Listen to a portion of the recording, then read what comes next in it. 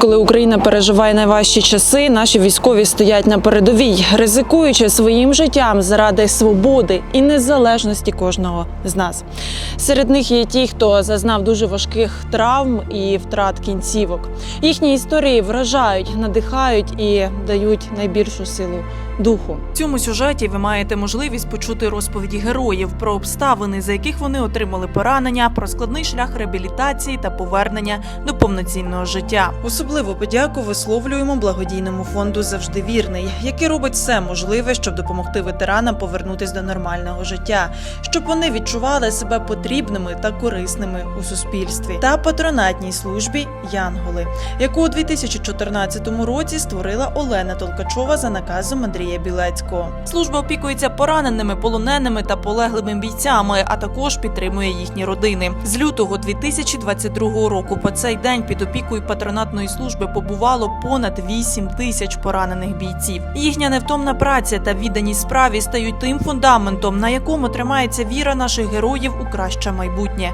Це не просто допомога, це сила, яка дає можливість відновлюватися, рухатися вперед і знаходити новий сенс життя.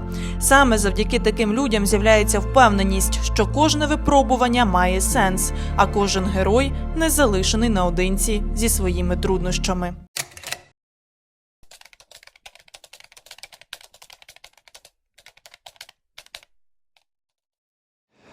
Я отримав травму ще при київській кампанії, коли була оборона Києва. Це був саме початок повномасштабного вторгнення. Тоді ще навіть не було створена наша бригада як повноцінна, тоді було то ТРО Азов. Тобто, по факту це було просто збір добровольців, які взяли зброю і стали на захист нашої держави. Поранення я отримав саме локаційно, це була околиці Бучі, Буча-Ворзель, там було перехрестя. Навіть один з моїх побратимів написав книгу, є книга «Як вижити на Віла Сан-Маріно». І виходить, що це було 3 березня. Ми зустрілися з наступаючим військом ворога, яке хотіло прориватися на Ірпінь і далі на Київ. Ми зустріли їх боєм, зав'язався бій, він там тривав доволі довго часу. Багато хлопців отримали в перші ж хвилини бою поранення, тому що там працювала і артилерія, і танки, а в нас було чисто піхота. Тобто в нас не було взагалі ніякого тяжкого озброєння, там були РПГ були і пару енлавів, тобто таке. І виходить так, що вийшло, що хлопці, які отримали перші поранення, їх встигли ще евакуювати, вивезти, виходить, в лікарню з Бучі. А я і там декілька ще хлопців залишилося чекати іншу евакуацію, яка повинна була нас забрати. Але ми вже потім зрозуміли, що по нас вже ніхто не приїде, тому що ворог вже заїхав за нас, і ми вийшли, так як би сказати, в тилу ворога. Тобто він спереді скрізь був, ми, виходить, були в центрі вже происходящих всіх событій. І, звісно, що до нас вже ніхто не зміг прорватися. І десь близько 2-ї години ми перебігали з одного приміщення в інше, і пролунав вибух. Це був, здається, танк, він проїжджав, він, виходить, стрельнув. І тоді я отримав поранення в ногу. Я почувствував таке вже тепло по нозі, вже зрозумів, що вже, коротше, що то вже є. Перебіг, наклав турнікет за кутком будинку. В той момент в мене щось дивним образом ще й порвався турнікет. Я просто починаю кричати: хлопці, кажу, дайте турнікет, тому що, кажу, в мене порвався турнікет, а я вже дивлюся, як в мене вже повне взуття, кров'ю наливається, вже прям вже повне. І, виходить, мені хлопці дали турнікет, я наклав турнікет. І з моменту поранення в мене турнікет був більше, мабуть, 12-13 годин, тому що ми поранення отримали десь біля 2-ї, а в лікарню я попав вже вранці наступного дня. Ми сиділи там, тому що ми не могли вибратись. Вони нас, виходить, ночі ми вже виходили самі, виносили поранених і виходили понад ворогом. Нам просто повезло тим, що наші вороги спали просто в техніці. Стояла техніка заведена, і вони просто в ній спали, ми просто понад ними виходили з Бучі, щоб нас повинен був евакуювати інші, наші суміжні війська. Сказати чесно, так як бо взагалі ця ситуація так зівпала, що це, виходить, був мій перший бойовий досвід, прямо в таких масштабах. І, звичайно, є страх. Страх, навіть не від того, що там щось може трапитись, а страх, що ти не розумієш, що взагалі з тобою, що тебе очікує в дальнішому. Тому що хлопці, які були зі мною, вони вже були досвідчені військові, вони служили там раніше, там з 14-го року, вони там кажуть, все, пацани, нам 99%, що ми звідси не вийдемо, нам жопа. Але я ж кажу, просто так зівпала ситуація, що ми дочекалися свого часу. Це десь близько було 3-4 години ночі. Хлопці двоє вийшли на дорозвідку з тепловізорами, подивилися, перевірили обстановку, куди можна вийти. І ми виносили наших там, хто був менш поранений, хто міг самостійно йти, ішов самостійно, йому допомагали. Були хлопці з тяжкими пораненнями, їх там несли повністю, заключалося багато людей в самій евакуації. Я також спочатку лежав поранений, думаю, хто може йти сам? Я кажу, я також можу сам йти, встаю, потім просто впав і розумію, що я вже йти не можу сам, і мені треба допомога. І мій побратим, який був поранений в руку, він надав мені допомогу, він мене просто взяв собі на плече, і ми разом виходили, так він мені компенсував одну ногу. І ми вибрались, І попав я в лікарню, вже вранці, десь 9 година ранку. Мені взагалі повинні були ампутувати ногу, тому що такий дуже довгий час турнікет був накладений, там нога вже взагалі була повністю там темно-синього кольору, тобто не функціонувала нічого. Мені зробили одну операцію в одній лікарні в Києві, в них там не зовсім вийшло ногу стабілізувати, вони кажуть, треба робити ампутацію. А я був в свідомості, тому що мені не робили загальний наркоз, а робили місцевий. Я, виходить, так спілкувався з врачами, все розказував, що як происходило, там наблюдав, що вони роблять. І вони кажуть, треба робити ампутацію. А я кажу, а є якісь ще варіанти інші? Кажу, можливо, ампутувати завжди встигнете. Кажу, давайте спробуємо, а там вже, якщо хай там вже ампутують. Вони набрали іншу лікарню, це була інститут Шалімова, мене перевезли туди. Там мене вже зустріли, як би сказати, як в фільмах, білий коридор з 2 врачей, мене туди завезли на кушетки, там мені вже зробили наркоз, я виключився і проснувся вже аж ввечері, просто підняв одіяло, дивлюся, нога на місці замотана, все, тобто повезло, тобто ногу врятували. Багато хто з лікарів навіть дивляться мої папери, і слухають мою ситуацію, вони кажуть, це неправда, ти нам розкажеш, кажу, хай буде так, але ви ж бачите, все є, і є записано на документах, що воно так було, це все, і можна підтвердити.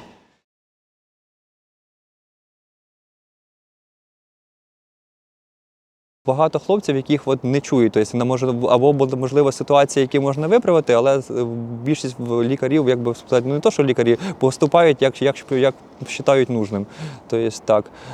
Реабілітація в мене була дуже довга.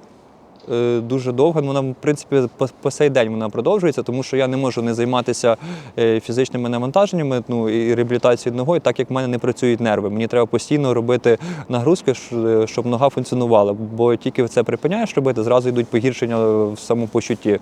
Появляються боліві відчуття, дискомфорт і прочі речі. Реабілітація в мене зайняла дуже довгий період часу. Саме первинне, щоб я сам почав самостійно ходити. У мене взагалом біля 5 операцій було на нозі. Потім знову етап вже повернувся назад, знову з костелями, знову з одною паличкою. Але я ж кажу, зараз більш-менш нормально я ходжу. Тобто, дивлячись на мої папери і так, як я зараз себе почуваю, тобто людина навіть не скаже, що я там маю якусь інвалідність чи ще щось, чи в мене є якісь проблеми. Тобто це все завдяки гарній, кваліфікованій і добрій реабілітації. Насамперед я хочу зазначити, що період моєї реабілітації, всі поїздки, все моє лікування і реабілітація я завдячую патронатній службі «Янголи». Все повністю забезпечення, лікування, обстеження, все повністю було на них. І так само зараз це все продовжується. Тобто патронатна служба «Янголи» повністю супроводжує бійця від моменту поранення і, грубо говоря, вже до все його залежить, останнє життя, яке в нього залишається. І так. І я зараз сам також працюю в патронатній службі «Янголи». Так зівпало, що я, як повернувшись при поверненні в Київ, займався реабілітацією, їздив в реабілітаційний центр. І просто я дуже максимально хотів почати їздити самостійно на машині. У мене був транспорт, свій автомобіль, і я почав на ньому старатися їздити. Звісно, попав в ДТП, тому що нога погано працювала, нічого, склав машину далі. І я почав їздити самостійно. І просто з собою почав брати хлопців також на реабілітації. Мені запропонували на той час, щоб я став водієм в патронатній службі, возив хлопців разом з собою на реабілітацію. Тобто я і собі допомагав, і підвозив так само хлопців, роблячи добре діло, тому що мені якось було не по собі, що бездійствувати, сидіти без діла. Тобто я вважав, що це буде правильно і хочу якось допомагати, наскільки я можу. І от зараз уже другий, майже третій рік я вже займаюся цим ділом, транспортування хлопців на реабілітацію, по лікарнях, логістика, по Україні, куди ми перевозимо, і таке все.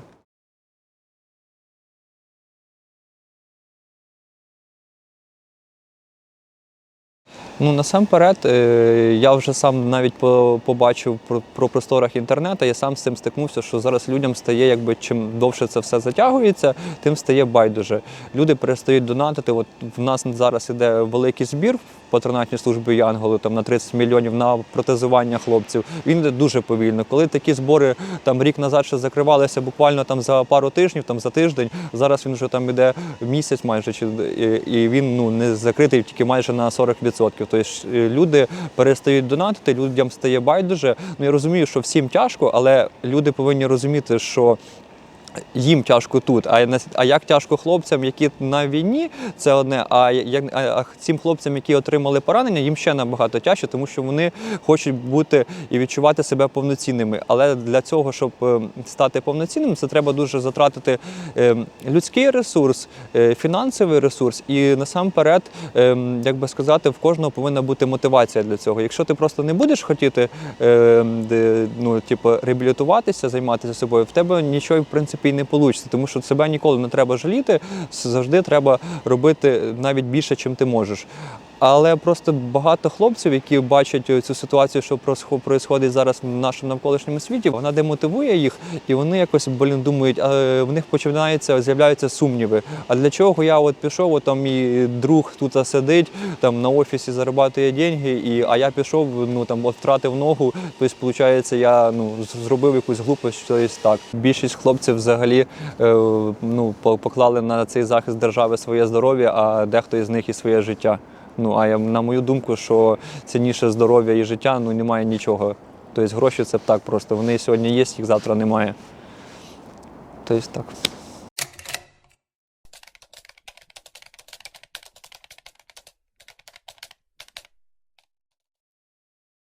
Начався то лі штурм, то лі, мінометний обстріл був. Перший прильот був недольот, виходить, до позицій наших. Потім прилетіло в СПшку. СПшку, рознесло повністю. І в цей момент, мого побратима, він отримав поранення. Я вже не пам'ятаю конкретно, в цьому кіпіші я не міг зорієнтуватися. Ми йому в бліндажі надавали допомогу, і тільки я щось присів на пару хвилин. І виходить, я тільки хочу підніматися, вставати. Тут я чую різкий свист, бабах. У мене в очах темно, в ушах пищить так, що я не знаю, взагалі не чую нічого, темно. І виходить вставати на праву ногу, я ж хотів вийти. Вставати на праву ногу, а мене направо, я падаю. Добре, що побратим був недалеко, на відстані витягнутої руки, я за нього схопився. Говорю, поможи мені вийти. Я виходжу, а вже, виходить, я з пораненням, нога була нефункціональна. Спочатку, перші хвилин 10, я не міг взагалі в себе прийти. Думаю, що робити? Лежу, дивлюсь на це все. Думаю, так. І все, мені побратим одразу накидає турнікет, затягнув його так, що я взагалі чуть-чуть не повилазив. І все, і тут же ж, як воно ж прилетіло, від радійки відлетіла батарея, ми без зв'язі, ніхто нічого не знає. Я чую вдалині вже ці тварі, бігають. Кричать по-своєму. І я ж лежу, прибігає, виходить, ще один побратим. Починають, щось суетиться, мене евакуювати. перекладають мене на скиди, типу, починають мене витягувати з окопної лінії. Мене тягнуть, коротше, ну ще такий смішний момент, мене тягнули типу, перед ногами, наскільки я пам'ятаю. Типу, я думаю, я ще типу, не 200, типу, а мене вже перед ногами тягнуть. Такий смішний момент. І вони мене вже в основний типу, бліндаж затягнули, і я чекав евака. Потім кажуть, типу, що евак прямо до позиції типу, під'їхати не може, треба тебе нести. Кілометра 3 вони мене тягнули. Привезли до точки евака, типу, чекали ще М-ку. Потім уже в М-ці, типу, як мене загрузили, у мене, я так зрозумів, що попустився вороток на турнікеті. І, виходить, я почав витікати, коротше. Приїхав, коротше, в такому шокі, типу, мене одразу з М-ки, типу, в швидку. Починають, коротше, вещі зрізати, дивитися, коротше, все зрізають, я лежу, коротше, в шокі, мені погано. Так, щоб іменно конкретно, типу, щось зрозуміти, в той момент, типу, я не міг, тому що, типу, це, мабуть, був шоковий стан. Я їхав, типу, думаю, що случилось, як взагалі. Ну, це так швидко случилось, що я навіть нічого не зрозумів. Поначалу воно не боліло, а потім як воно заболіло. Наступний ранок, уже 22 березня, я проснувся в лікарні, у мене вже стояв типу, зовнішній фіксатор типу, на нозі. В Києві мені коротше, там кров переливали, я лежав, там, типу, вони дивились мене пару днів, а потім типу, почались проблеми з нирками. Типу. Вони коротше, відказували повністю. І приходить лікар і каже, типу, дивись, два варіанти є.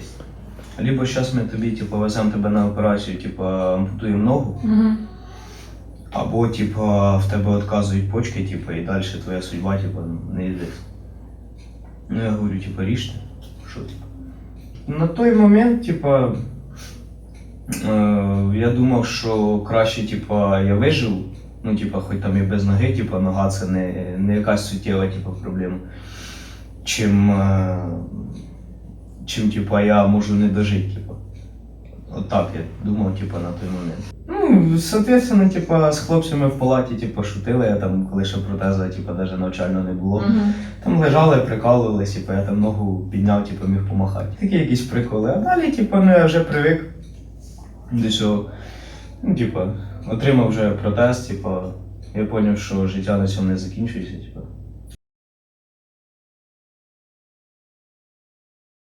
Протез перший навчальний я отримав десь орієнтовно через 2-3 місяці, коли я вже був на реабілітації.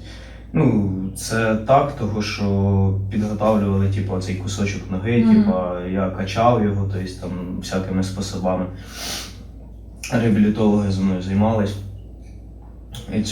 І потім вже настав момент, що я сів в машинку, поїхав. Мені типа зняли всі типа розміри, типа там зліпили, коротше. Я ось чекаю результати висновки ВЛК на придатність. І потім вже я так зрозумів, що фінальна стадія, типу МСЕК чи що там зараз, типу нове, буду проходити, типу, щоб нам присвоїли групу, типу туди-сюди. І все. Так що вже по суті, типу, фініш там десь на горизонті є. І через це, типу. А на рахунок процедур, ну, типа, роблять все, щоб підтримувати, типу, в тонусі. Ну, типа, цей сам фізичний стан. Ну, типа, щоб нога була нормально, типу, функціональна, нічого не боліло, типу. На спину, типу, на поперек, бо воно ж теж, як довго ходиш, типу, спина теж каже гейм-овер, типу. Либо останавливаешься ти, либо остановлюсь я. Ну і все, типу, реабілітація проходить, слава Богу, без всяких.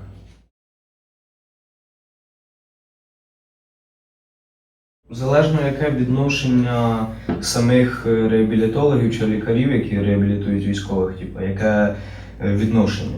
Ремонт це, ну, таке, типу, я не знаю. Ну, типу, я скажу за себе, типу, мені ремонт взагалі, типу, не важливо. Я можу, типу, і в сараї сидіти, типу, ну, аби була реабілітація.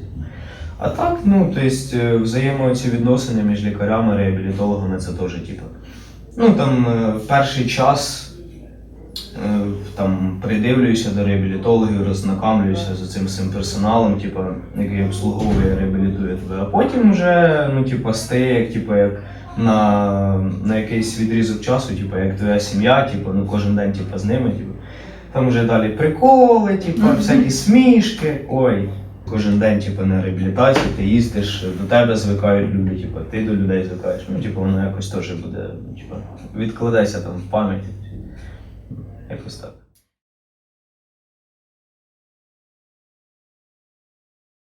Та плани, тобто, вернутися в стрій, ну, тобто, хоча б на якусь посаду, там, чи інструктора, чи в залежності від можливостей, ну, моїх.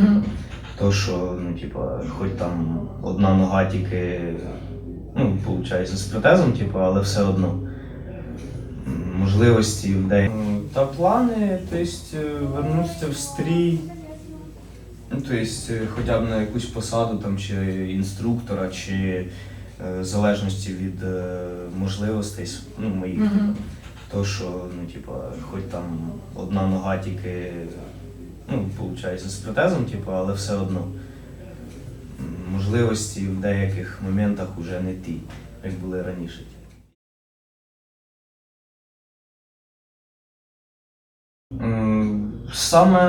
Саме головне, яке б не було поранення, треба не падати духом, це в першу чергу. Ну, тобто, бажано б шукати всьому якусь позитивну частину цього. Ну, не розстраюватися, ну, тобто, кожен військовий, як там йде в армію, він має розуміти, що в якийсь момент, ну, не дай Бог, звісно, він може отримати поранення. Просто треба не падати духом, не розстраюватися, а життя на цьому не зупиняється, типу, йти далі, типу, втілювати в життя свої мрії, які там у хлопців є. Ну і все. Перші дні там, після поранення я взагалі не хотів нікого бачити. Ну, типу, хотів в собі замкнутися, типу, щоб мене взагалі ніхто не знав і не бачив, хотів десь в лісу йти, коротше. А потім, ну, я зрозумів, що, ну, типу, це ж не кінець, типу. Ще дуже багато, типу, треба зробити. І я якось сам себе, типу, спочатку, там в голові, типу, шарик за ролик закотився, я думаю, надо міняти щось. І все.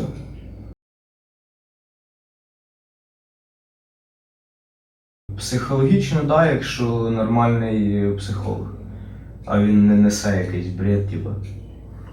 Якщо нормальний психолог, то есть, типу, він з розумінням відноситься до якихось там моральних, фізичних там, чи якогось психологічного стану, типу, до якоїсь проблеми. Він це розуміє і він старається, типу, якось покращити цю ситуацію, щоб людина не забивалась в собі, типу, в темний куточок, типу, не сиділа із хмурною мордочкою, типу, що ой, там туди-сюди, в мене нічого не вийде, коротше, ну зачем?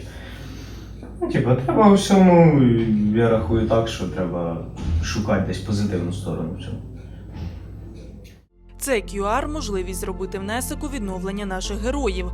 Долучіться до збору 30 мільйонів гривень на лікування та реабілітацію поранених воїнів 3-ї окремої штурмової бригади та підрозділів Азовського руху. Кожен ваш донат – це крок до їхнього одужання та нашої спільної перемоги.